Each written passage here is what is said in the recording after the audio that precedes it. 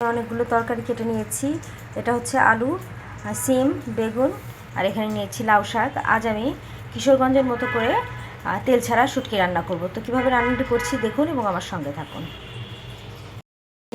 প্রথমে আমি লাউ শাকগুলো দিয়ে দিলাম, একে একে সিম, আলু এবং বেগুন।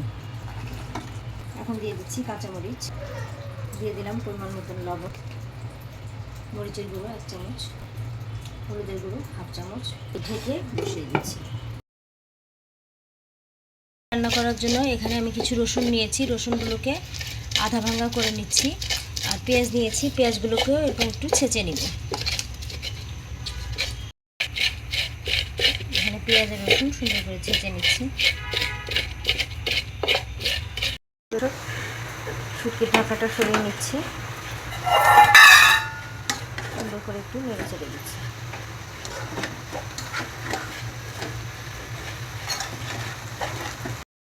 শুটকির ঢাকনাটা তুলে নিচ্ছি। এখন আমি দিয়ে দেব ছেঁচা করে রাখা পেঁয়াজ, রসুন এবং শুটকি একসাথে দিয়ে দিচ্ছি।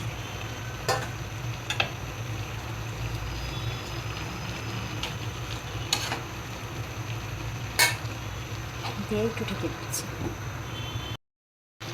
ভালো করে নেড়ে চেড়ে শুটকি এবং পেঁয়াজ, রসুন সবজির সাথে মিশিয়ে দিচ্ছি।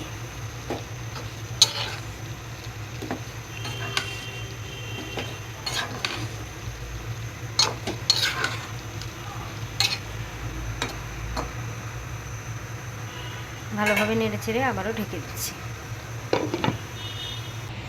প্রিয় দর্শক, ঢাকনাটা তুলে নিচ্ছি। দেখুন, দেখতে চমৎকার হয়েছে।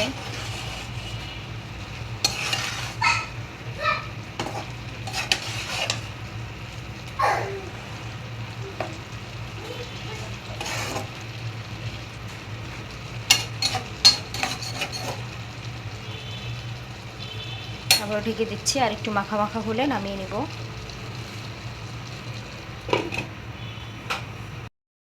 তৈরি হয়ে গিয়েছে তেল ছাড়া মজাদার শুটকি।